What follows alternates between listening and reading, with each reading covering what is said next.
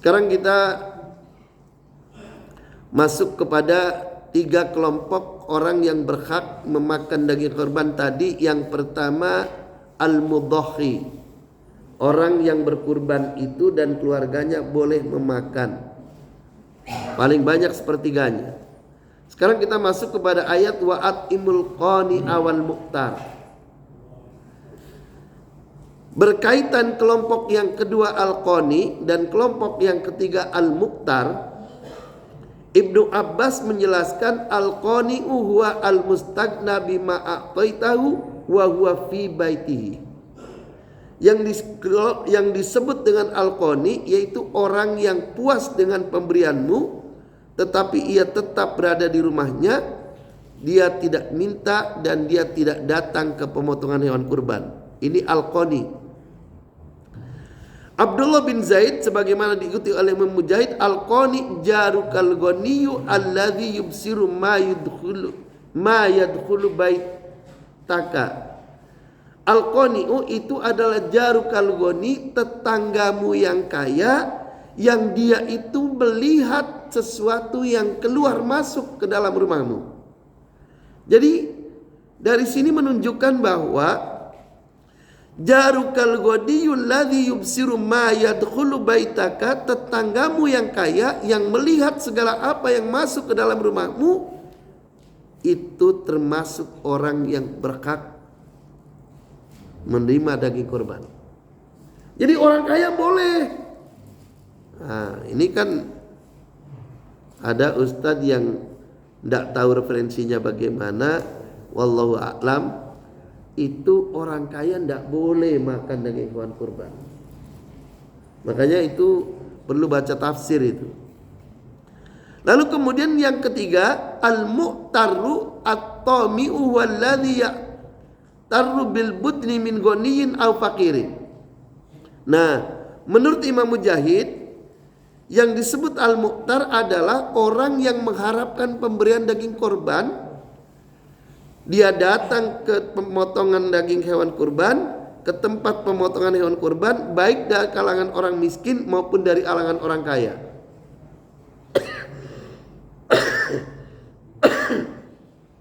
Jadi artinya orang kaya pun boleh.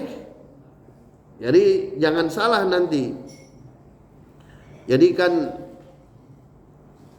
ada orang mampu, dia tidak korban, tapi oleh lingkungannya karena dia kaya lalu nggak dikasih.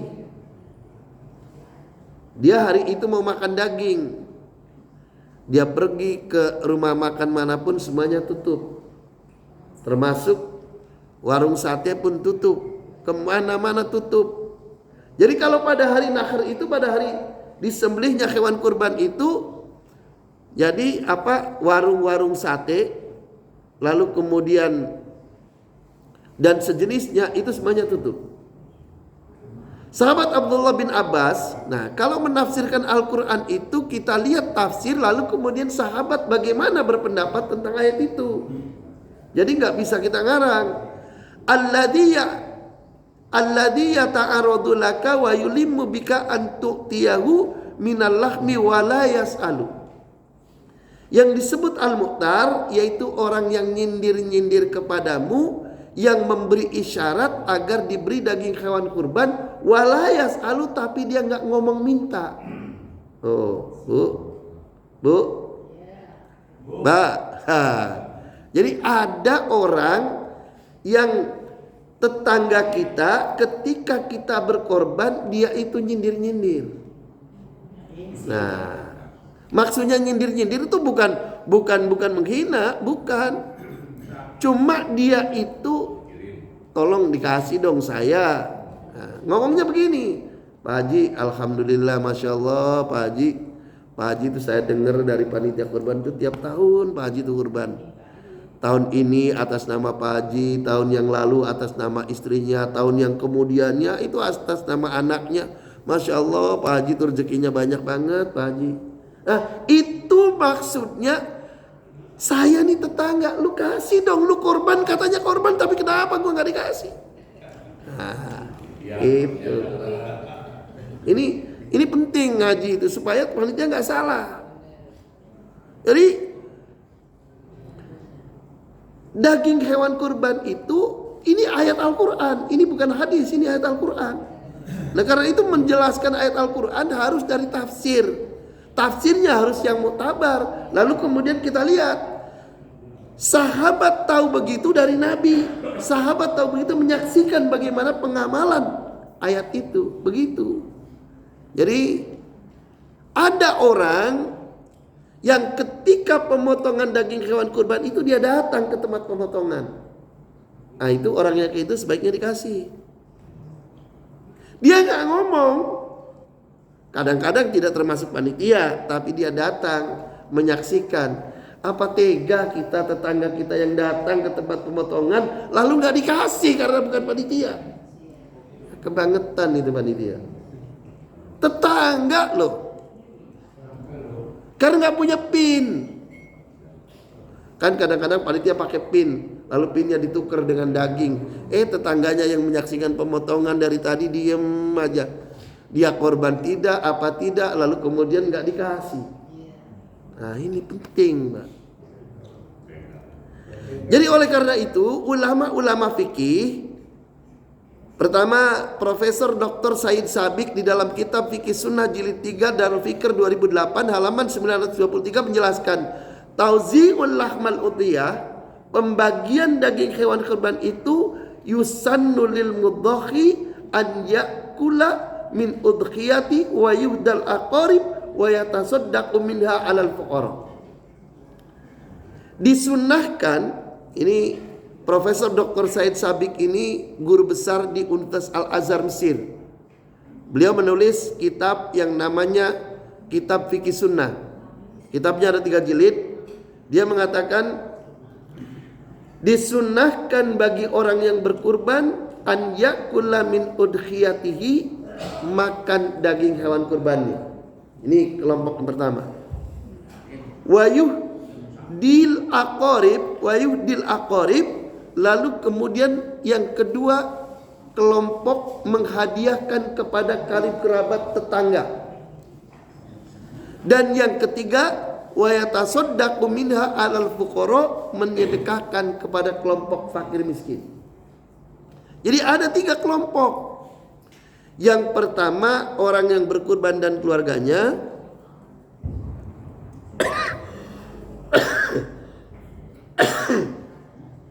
Lalu kemudian yang kedua dihadiahkan tetangga, karib, kerabat, teman walaupun dia kaya. Dan yang ketiga wa yatasaddaqu min halal fuqara, disedekahkan kepada fakir miskin. Jadi ada 3 kelompok. Ini pendapat yang pertama. Di sini nggak ada slide-nya sih ya. Kedua, Syekh Abu Bakar Jabil Al-Jazairi di dalam kitab Minhajul Muslim yang diterbitkan oleh tokoh kitab Maktabal Ulum wal Hikam Madinatul Munawwarah Madinah, beliau mengatakan qismatuhal mustahabbah, pembagiannya disunnahkan, yustahabbu an tuqsamal udhiyatu thalathan. Pembagian daging hewan kurban itu disunahkan dibagi menjadi 3 kelompok. Yang pertama an yakula ahlul baiti thuluthan, sepertiga diberikan kepada orang yang berkurban dan keluarganya. Wa yatasaddaqu bithuluthin, yang kedua sepertiga disedekahkan kepada orang-orang fakir miskin. Kalau bahasanya disedekahkan berarti fakir dan miskin dan duafa. Yang ketiga wayahduna li asdiqoihim ats-tsulutsal akhir, dan yang ketiga adalah dihadiahkan untuk orang-orang karib kerabat tadi. Sekarang yang ketiga, Syekh Imam Nawawi Al-Bantani di dalam kitab Tausyih ala Ibni Qasim yang merupakan syarah dari Fathul Qorib dan syarah Ghayatul Taqrib, beliau menjelaskan wa yakulu binal udhiyati mutatawwi'i biha thuluthan alal jadid ayundabu ala dhalik. Jadi kata Imam Nawawi, ulama dari Banten yang menjadi imam di Masjidil Haram dan beliau adalah tokoh ulama Hijaz dan beliau wafat di Mekah dan dimakamkan di Mekah, ini mengatakan di dalam kitabnya bahwa daging hewan kurban itu disunahkan dibagi menjadi 3. Maksudnya ada 3 kelompok yang berhak menerima daging hewan kurban. Wa ammat thulutsani, jadi yang pertama minal udhiyati thulutsan, orang yang berkurban dan keluarganya. Wa ammat thulutsani, yang 2/3 yang lainnya dikatakan oleh Imam Nawawi yuhdi thulutsan lil muslimina agniya. Ini bahasanya jelas. Yuhdi atau yuhda thulutsan lil muslimin al agniya, diberikan, dihadiahkan sepertiganya untuk orang-orang muslim yang kaya. Ini. Jadi maksudnya orang kaya boleh. Yang ketiga, wala tasarrafuna illa bil aqlil faqat. Tetapi artinya bukan berarti orang kaya itu dijor-joran banyak mengambil. Dan yang ketiga, wa yatasaddaqu bi thulutsin alal fuqara'i min lahmiha. Yang ketiga adalah disedekahkan untuk orang-orang fakir dan miskin. Jadi dari sini jelas bahwa pembagian daging hewan kurban itu yang pertama untuk orang yang berkurban dan keluarganya, yang kedua orang-orang fakir miskin, dan yang ketiga tetangga, karib, kerabat dan orang kaya itu boleh. Ini. Nah, artinya apa? Kalau digabungkan semuanya, maka berarti semua orang di lingkungan ini boleh makan daging hewan kurban. Jadi tidak ada. Jadi kalau ada orang kaya dikasih, lalu kemudian dikembalikan dia tidak mau, ya karena nggak ngerti. Oh saya kan, dia beranggapan saya bukan fakir, jangan dikasih. Nah itu di situ. Nah padahal itu sunnah.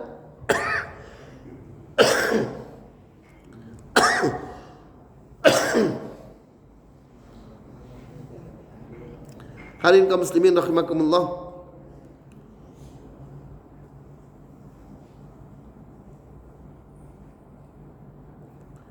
Ini artinya kita sudah jelas tentang 3 saja. Kita lanjut sekarang ke masalah yang lainnya. Jadi hal yang lainnya yang tidak boleh, ini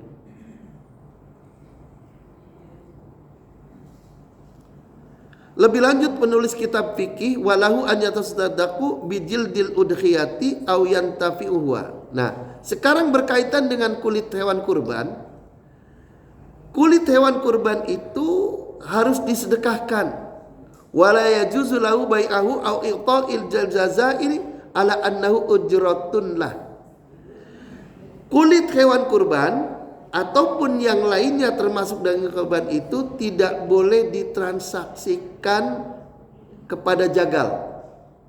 Jadi jangan sekali-kali panitia ngomong, Pak jagal, tolong sembelihkan hewan kurban di tempat kami, nanti Bapak kami kasih upah kepalanya, kakinya, lalu kulitnya. Itu nggak boleh. Nggak boleh.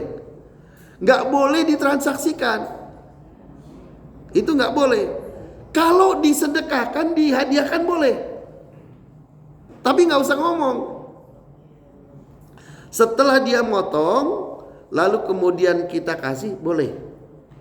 Tapi kalau ditransaksikan, kalau Bapak motong di tempat kami, nanti kami kasih kulit, kasih kepala umpamanya, itu nggak boleh. La yajuzu bai'ahu aw i'ta'il jazair. Jadi tidak boleh dijual dan tidak boleh diberikan kepada jagal. Lil jazari. Nah, hadirin rahimakumullah. Jadi bagaimana? Nah, ulama kemudian memberikan jalan keluar. Kulit itu kan susah tuh. Ini kebanyakan panitia bingung kalau soal kulit. Tidak boleh dijual. Tapi bagaimana ini? Nah, ulama kemudian memberikan jalan keluar. kulit itu disedekahkan kepada orang yang nggak punya. Apa security, apa orang fakir, apa orang miskin. Nah, kalau sudah disedekahkan ke sana, tamlik namanya.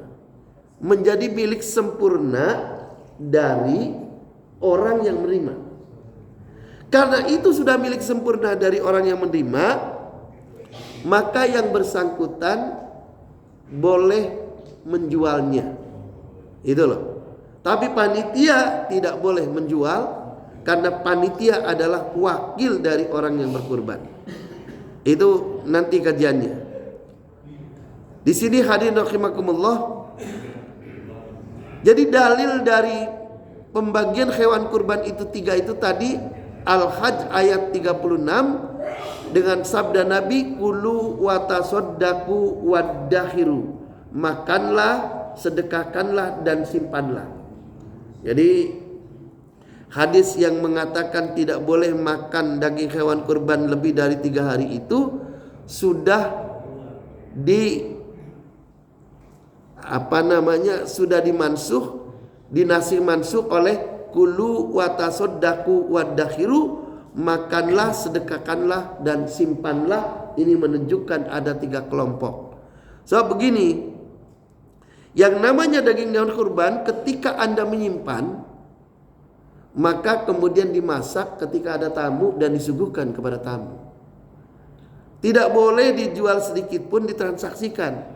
Jadi kadang ada orang, entah dia jagal, entah dia panitia, entah dia apa, dia banyak memperoleh daging hewan kurban, lalu kemudian dia jual.